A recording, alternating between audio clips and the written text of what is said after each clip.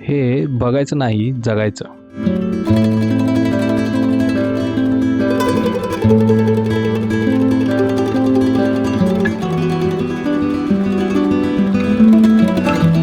मित्रांनो, उन्हाळा म्हणला की आपण बाहेर निघायला टाळतो.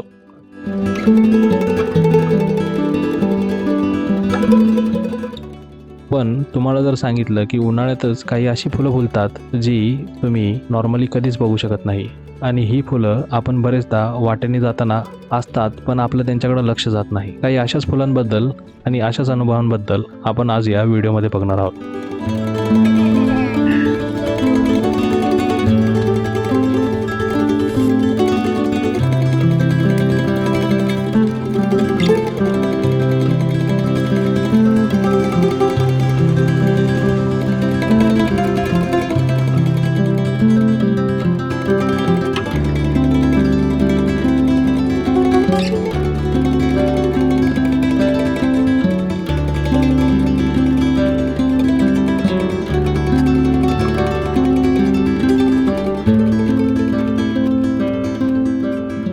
सगळ्यात आधी काटेसावराचं झाड पाहूया. हे काटेसावराचं झाड अनोखं झाड आहे. या झाडाला लाल आणि पिवळ्या रंगाची फुलं एकत्रच येतात. बहुधा काटेसावराला लाल किंवा पिवळी किंवा पेल व्हाईट म्हणजेच पांढरेसर फुलं येतात. पण हे असं झाड आहे ज्या झाडाला दोन्ही रंगाची फुलं एकत्र येतात. हे झाड कोल्हापूरमध्ये आहे आणि हे कोल्हापूरमधील नाही, महाराष्ट्रातील नाही तर जगातील एकमेव झाड आहे ज्याला दोन रंगाची फुलं येतात.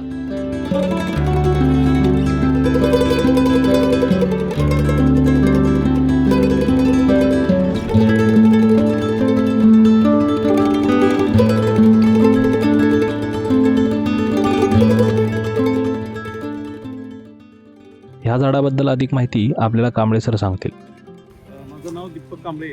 हा जो काटेरी वृक्ष आहे, काटेसावर जे आहे, तिला दोन प्रकारची फुलं लागतात आणि हा गेली कित्येक वर्ष हा वृक्ष इथं आहे. मला वाटते बऱ्याच लोकांना, जवळच्या लोकांना ते माहिती नाही आहे की याला आपण बघताना ही लाल कलरचीच फुलं बघतो. कायम प्रत्येक काटेसावरला त्याच प्रकारची फुलं लागतात. पण ही एकमेव काटेसावर अशी आहे तिला पिवळ्या आणि लाल कलरची फुलं लागतात. म्हणजे ज्यावेळी हा वृक्ष बहरतो त्यावेळी एक त्याच्याकडे बघताना फार सुंदर वाटतंय.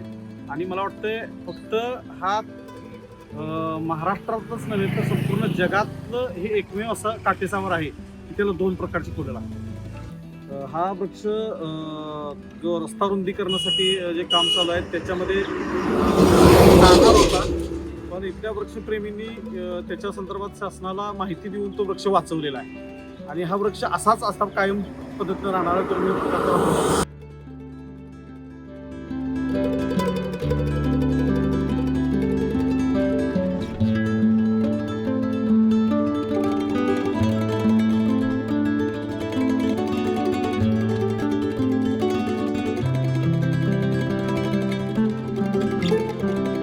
आता तुम्ही जी झाडाची माहिती ऐकली ते झाड हे काटेसावराचं आहे. काटेसावराच्या झाडाला रेड सिल्क कॉटन ट्री असे सुद्धा म्हणतात. ह्याचे नाव ह्याच्या फुलांवरून आणि त्याच्यात निर्माण होणाऱ्या कापसावरून आला असावं.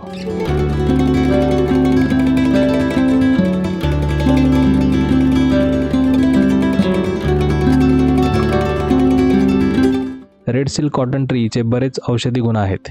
ह्याचं खोड, ह्याची फुलं, ह्याची पानं, ह्याचे फळ आणि ह्याची मुळं ह्यापासून बरेच औषधी उत्पादने बनवतात आणि ती आयुर्वेदात फार महत्त्वाची आहे.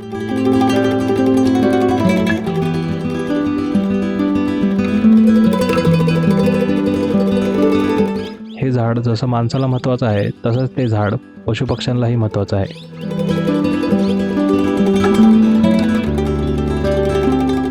ह्या झाडाच्या फुलांमध्ये मध असते आणि त्या मधाचा आस्वाद घेण्यासाठी 25 ते 30 प्रजातीचे पक्षी ह्या झाडावरती येत असतात. पक्षी शक्यतो सकाळ किंवा संध्याकाळच आपल्याला दिसतात, पण ह्या झाडावर तुम्हाला दिवसभर पक्षी दिसणार.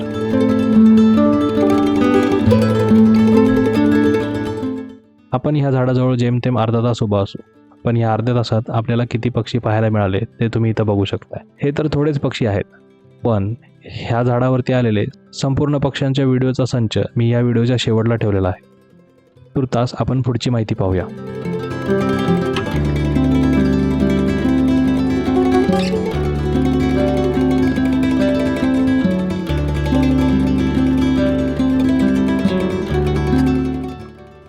रानातून गाडीत भरताना कांदे भरायचा हा अनुभव जवळून पाहूया असं आमचं ठरलं. जवळ समजलं ते बाबा, मुलगा आणि नातूसोबत काम करत होते. त्यांनी आपल्या नातवाला आज शेतातील कामं दाखवायसाठी घेऊन आले होते. रविवारचा दिवस असल्याकारणाने सुट्टीच्या दिवशी त्यालाही त्यात मजा येत असावी. सुट्टीचे दिवस असल्याकारणाने त्याला ते सोबत रानात घेऊन आले असावे. त्यांचा मुलगा डोक्यावर टोपली घेऊन कांदे गाडीत आणून ठेवत होता, तर ते कांदे व्यवस्थित गाडीत लावत होते.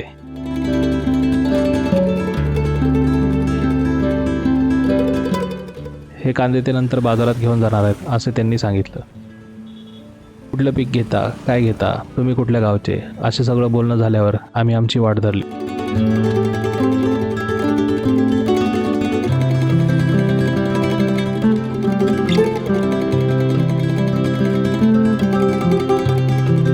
वाटेत पुढे गेल्यावर पंगाऱ्याची फुलं दिसली.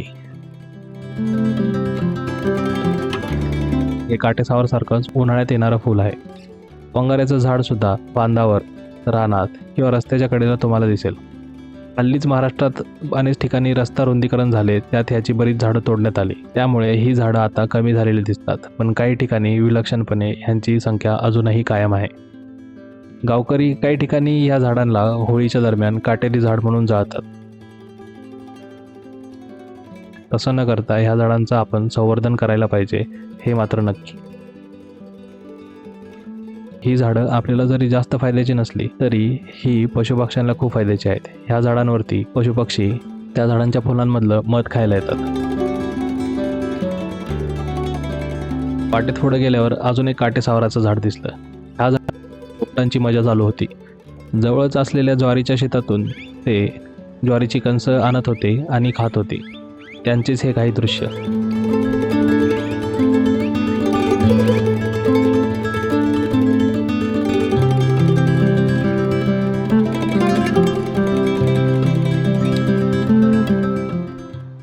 आपल्या शेतातून पोपटं कणसं खातायत आणि ती शेताची नासधूस करतायत, ह्या विचाराने शेतकरी मात्र परेशान होत असेल. पण पोपटांनी मात्र बैल शेती त्यांची फस्त केली.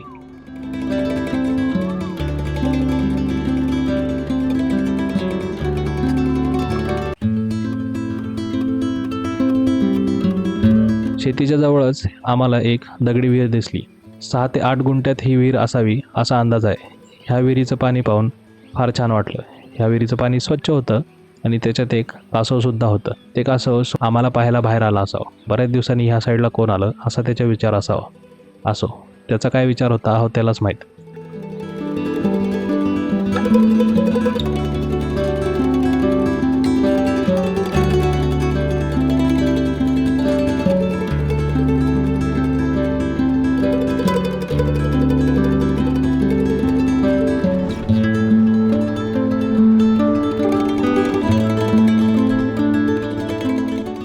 पण तुम्ही ही पोपटं बघू शकताय.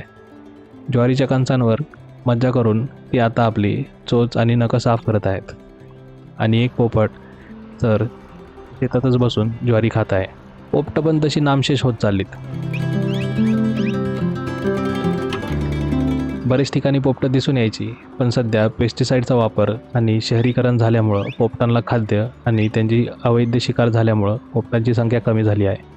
लाल आणि निळ्या रंगाचं डोकं असलेली पोपटं ही सध्या कमी पाहायला मिळतात. वन कायद्यानुसार यांना संरक्षणसुद्धा आहे, पण अजूनही यांची तस्करी आणि शिकार सर्रास चालू आहे. ह्यावरती नक्कीच काहीतरी उपाययोजना झाली पाहिजे. ही पोळं जवळून जमा केलेल्या मधाची असावीत. त्या झाडावर कमीत कमी 10 ते 12 मधाची पोळं होती. काटेसावर, पंगारा आणि पलाश या झाडांच्या जवळ, रस्त्याच्या एवढ्या जवळ असूनही एवढ्या मोठ्या संख्येने मधाचे पोळं बघून आश्चर्य वाटले.